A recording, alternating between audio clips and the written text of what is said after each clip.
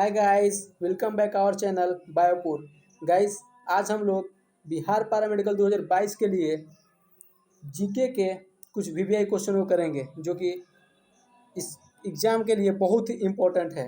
Guys, अगर आप हमारे चैनल से जुड़ना चाहते हैं तो आज आप हमारे चैनल को सब्सक्राइब कर सकते हैं और हमारे पीडीएफ के लिए हमारे टेलीग्राम चैनल से जुड़ सकते हैं। तो चलिए आज इस 20 प्रश्नों का तांडव सीरीज को शुरू करते हैं। आज का पहला क्वेश्चन है, मनसबदारी प्रथा किस शासक द्वारा लागू किया गया था? Option A Babur, option B Humayun, option C Akbar, option D Jahangir. इसका सही आंसर क्या हो जाएगा? Option C Akbar. जी हाँ, मनसबदारी प्रथा अकबर के द्वारा शुरू किया गया था। इसमें होता क्या था, इसमें शाही सेना में जो होते थे ना, उनको एक पद दिया जाता था और उस पद को मनसब बोला जाता था और इस पद को धारण करने वालों को मनसबदार बोला जाता था और इन लोगों को बहुत रिस्पेक्ट दिया जाता था, जैसे सैलरी वगैरह हर एक चीज़ इनको दिया जाता था। यही है जो अकबर द्वारा चलाया गया था। चलिए बढ़ते हैं आज के अगले क्वेश्चन की तरफ। आज का अगला क्वेश्चन क्या है? प्रसिद्ध कृति आनंद मठ के रचयिता कौन है? Option A Shri Aurobindo, option B Shri Bankim Chandra Chatterjee, option C Rabindranath Tagore, option D Shri Aarti Chaudhary. इसका सही आंसर क्या हो जाएगा? इसका सही आंसर हो जाएगा option B is correct, Bankim Chandra Chatterjee. जी हाँ, प्रसिद्ध कृति आनंद मठ यह क्या है? कृति है, उपन्यास है एक, जिसे बंकिम चंद्र चटर्जी ने लिखा था। इस यह कब लिखे थे? अगर ऐसे क्वेश्चन पूछ दे कि आनंद मठ ये उपन्यास कब लिखा गया था, तो ये 1882 ईस्वी में लिखा गया था बंकिम चंद्र चटर्जी के द्वारा। चलिए आज के अगले क्वेश्चन पर नजर डालते हैं। आज का अगला क्वेश्चन है, लोकसभा स्थगित करने का अधिकार किसे है? ऑप्शन ए अध्यक्ष को, ऑप्शन बी प्रधानमंत्री को, ऑप्शन सी सांसद कार्य मंत्री को, ऑप्शन डी राष्ट्रपति को। इसका सही आंसर क्या हो जाएगा? इसका सही आंसर ऑप्शन डी इज इसका सही आंसर क्या हो जाएगा? ऑप्शन डी इज करेक्ट, यानी कि राष्ट्रपति को, प्रेसिडेंट को, यानी कि लोकसभा को स्थगित करने का अधिकार राष्ट्रपति को है। और यह कुछ पलों मतलब कुछ दिनों के लिए इसे स्थगित कर सकते हैं, ये नहीं है कि हमेशा के लिए स्थगित कर सकते हैं। इनका भी एक टाइम है जो कि उतने दिनों के अंदर ये कर सकते हैं। संसद में सबका बैठक करके और लोकसभा को स्थगित करने का अधिकार इनको है। चलिए बढ़ते हैं आज के अगले क्वेश्चन की तरफ। आज का अगला क्वेश्चन है, निम्नलिखित में से कौन भारत में सामाजिक और धार्मिक सुधार में सक्रियता से नहीं जुड़े थे? Option A Raja Ram Mohan Roy, option B Pandit Ishwarchandra Vidyasagar, option C Jyotiba Phule, option D Bharatendu Harishchandra. इसका सही आंसर क्या हो जाएगा? Option D is correct, Bharatendu Harishchandra. जी हाँ, भारतेंदु हरिश्चंद्र हो। निम्नलिखित में से कौन भारत में सामाजिक और धार्मिक सुधार में सक्रियता से नहीं जुड़े थे? तो वो है भारतेंदु हरिश्चंद्र। भारतेंदु हरिश्चंद्र इन्हें आधुनिक हिंदी साहित्य का पिता भी कहा जाता है। ऐसे क्वेश्चन पूछ सकता है कि आधुनिक हिंदी साहित्य का पिता किसे कहा जाता है? तो ये वो है भारतेंदु हरिश्चंद्र जी। और इनका रियल नाम हरिश्चंद्र है। इन्हें भारतेंदु इनके नाम के पीछे लगाया गया है। इनको क्या बोलते हैं, इनको उपाधि दिया गया है। भारत नाम इनके पहले जोड़ के इनको एक उपाधि दिया गया है, इनको सम्मानित किया गया है। चलिए बढ़ते हैं आज के अगले क्वेश्चन की तरफ। आज का अगला क्वेश्चन है, भारत के उपराष्ट्रपति का कार्यकाल कितने वर्ष का होता है? Option A 4 years, option B 6 years, option C 5 years, option D 2 years. इसका सही आंसर क्या हो जाएगा? सबको पता है, option C is correct, 5 years. जी हाँ, भारत के उपराष्ट्रपति का कार्यकाल कितने सालों का होता है? वो 5 सालों का होता है। परंतु अगर उपराष्ट्रपति चाहे तो 5 साल के पहले भी त्यागपत्र देकर ये पद छोड़ सकते हैं। इसके लिए उनको राष्ट्रपति को एक लेटर लिखना होता है और वो लिख के अपना सिग्नेचर वगैरह करके इस पद को त्याग भी कर सकते हैं, इससे 5 साल के पहले भी। चलिए बढ़ते हैं आज के अगले क्वेश्चन की तरफ। आज का अगला क्वेश्चन है, स्वतंत्रता के बाद रियासतों का भारत संघ में एकीकरण करने के लिए कौन जिम्मेदार था? Option A Shri Rajagopalachari, option B Rabindranath Tagore, option C Sardar Vallabh Bhai Patel, option D मौलाना अब्दुल कलाम आज़ाद। इसका सही आंसर क्या हो जाएगा? Option C Sardar Vallabh Bhai Patel. क्या हो जाएगा? सरदार वल्लभ भाई पटेल। सी हो जाएगा, सरदार वल्लभ भाई पटेल। स्वतंत्रता के बाद रियासतों का भारत संघ में एकीकरण करने के लिए कौन जिम्मेदार थे? तो है सरदार वल्लभ भाई पटेल। चलिए बढ़ते हैं आज के अगले क्वेश्चन की तरफ। आज का अगला क्वेश्चन है, ओलंपिक खेलों में एकल वर्ग में स्वर्ण पदक जीतने वाले पहले भारतीय है। स्वर्ण पदक का मतलब गोल्ड मेडल, ठीक ना। स्वर्ण पदक जीतने वाले पहले भारतीय कौन थे? Option A Abhinav Bindra, option B Sushil Kumar, option C RBS Rathore, option D Leander Paes. इसका सही आंसर क्या हो जाएगा? Option A is correct, Abhinav Bindra. जी हाँ, ओलंपिक खेल में स्वर्ण पदक जीतने वाले पहले भारतीय, एकल स्वर्ण पदक जीतने वाले प्रथम भारतीय अभिनव बिंद्रा जी हैं। अभिनव बिंद्रा जी 2008 में स्वर्ण पदक को जीते थे। जी हाँ, 2008 में। तो चलिए बढ़ते हैं आज के अगले क्वेश्चन की तरफ। आज का अगला क्वेश्चन है, वातावरण की सबसे गर्म परत कौन होती है? थर्मोस्फीयर, ऑप्शन बी क्षोभ मंडल यानी कि ट्रोपोस्फीयर, ऑप्शन सी समताप मंडल यानी कि स्ट्रेटोस्फीयर, ऑप्शन डी मेसोस्फीयर। इसका सही आंसर क्या हो जाएगा? ऑप्शन ए यानी कि थर्मोस्फीयर। वातावरण की सबसे गर्म परत कौन होती है? थर्मोस्फीयर। वातावरण की सबसे गर्म परत थर्मोस्फीयर हो जाएगा। चलिए बढ़ते हैं आज के अगले क्वेश्चन की तरफ। आज का अगला क्वेश्चन है, टिहरी बांध किस नदी पर स्थित है? टिहरी बांध, option A Alaknanda, option B Bhagirathi, option C Ganga, option D Tehri. Tehri. इसका सही आंसर क्या हो जाएगा? Option B is correct, Bhagirathi. जी हाँ, टिहरी बांध पर भागीरथी टिहरी बांध पर ही स्थित है। टिहरी बांध पर ही भागीरथी स्थित है। और ऐसे पूछा कि टिहरी बांध की ऊंचाई कितनी है? तो 260 मीटर है, लगभग 260.5 मीटर। टिहरी बांध की ऊंचाई 260.5 मीटर है। चलिए बढ़ते हैं आज के अगले क्वेश्चन की तरफ। आज का अगला क्वेश्चन है,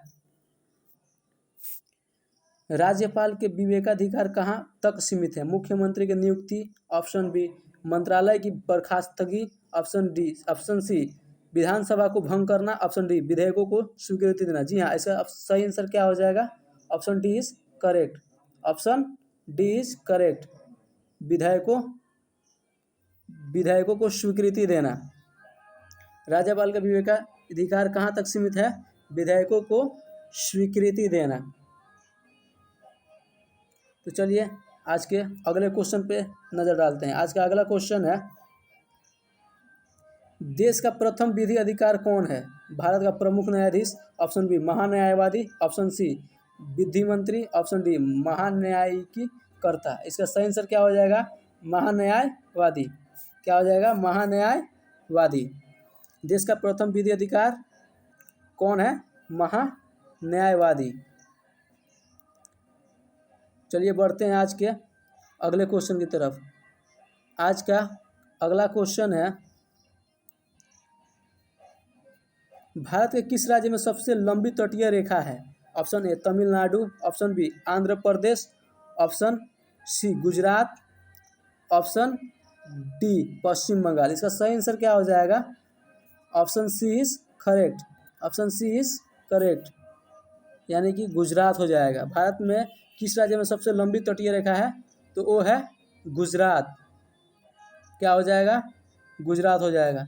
तो चलिए बढ़ते हैं अगले क्वेश्चन की तरफ। अगर ऐसे पूछ दे कि गुजरात में जो ये सबसे लंबी तटीय रेखा है तो ये कितना है? तो 1214.60 किलोमीटर लंबी तटीय रेखा है, जो कि कुल भूमि तट रेखा का लगभग 23% हो जाता है।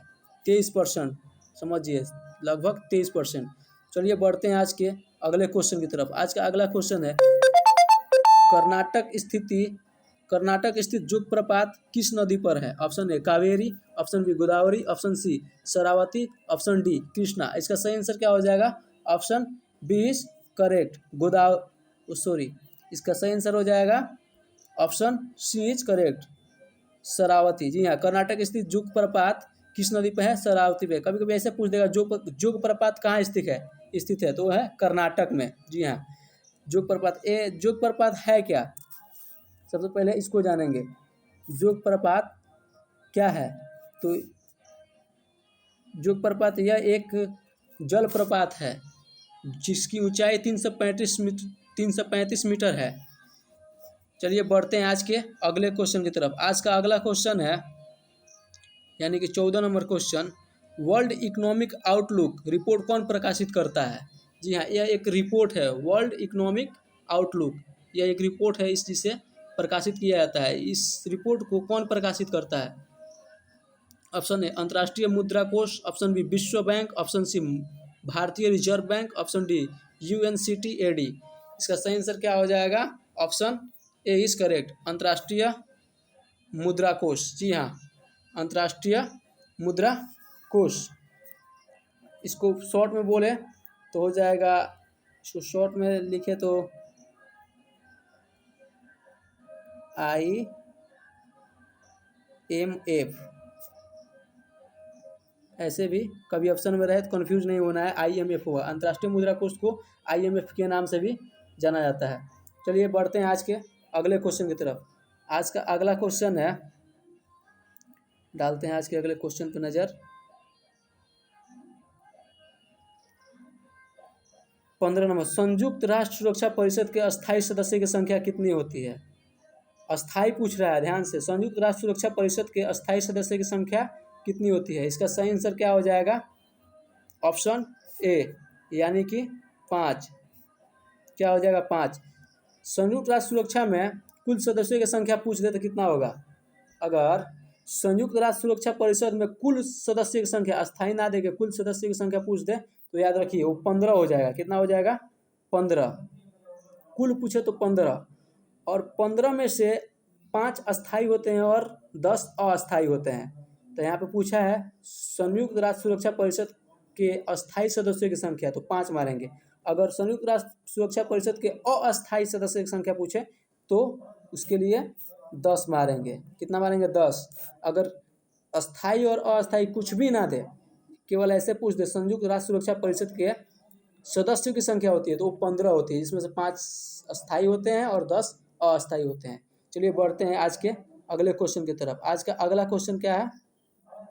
राजा हर्ष ने अपने राजधानी डैश से डैश स्थानांतरित किया था। यानी इसके कहने का मतलब कि राजा जो हर्ष थे वो अपने राजधानी को कहाँ से कहाँ ले जाकर स्थानांतरित किए थे। जैसे कि ऐसे होता है ना कि कभी कभी किसी राज्य में देश का राजधानी हो और उसको उस राज्य में संकट हो या किसी भी कारण से उसको हटा के दूसरे राज्य में स्थापित कर दिया जाता है। उसी तरह ये राजा हर्ष ने अपने राजधानी को किसी दूसरे जगह पे स्थानांतरित किया था।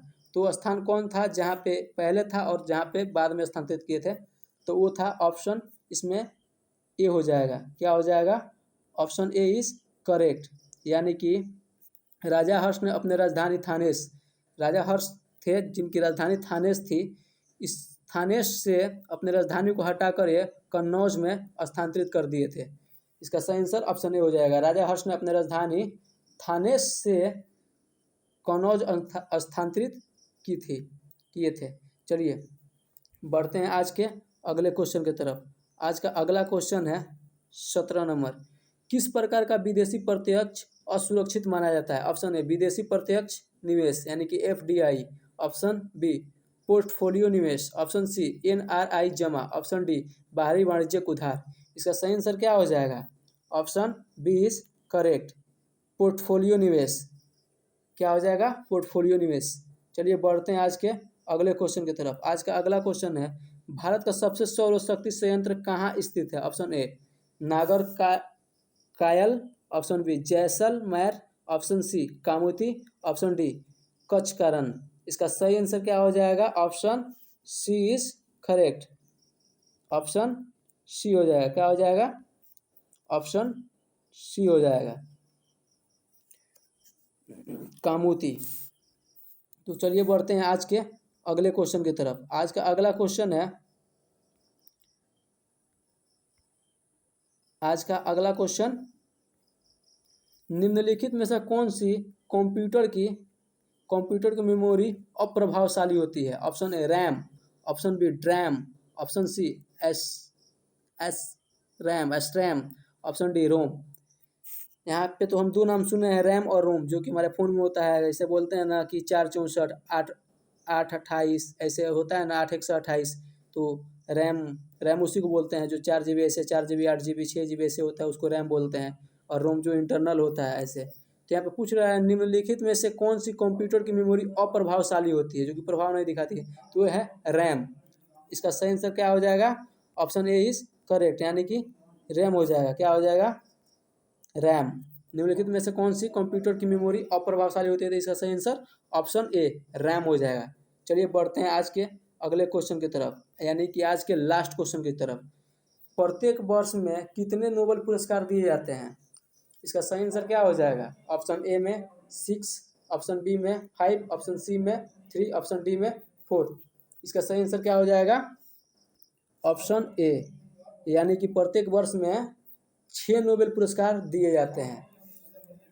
इसको कभी कभी ऐसे भी पूछता है कि नोबेल पुरस्कार कितने क्षेत्रों में दिया जाता है, तो 6 ही क्षेत्रों में दिया जाता है। हर साल 6 क्षेत्र में, यानी कि एक क्षेत्र में एक नोबेल प्राइज़ दिया जाता है। और हर साल अगर 6 क्षेत्र है, हर साल में एक एक प्राइज़ दिया जाए हर क्षेत्र में, तो 6 ही होगा। और ये किन किन क्षेत्रों में दिया जाता है?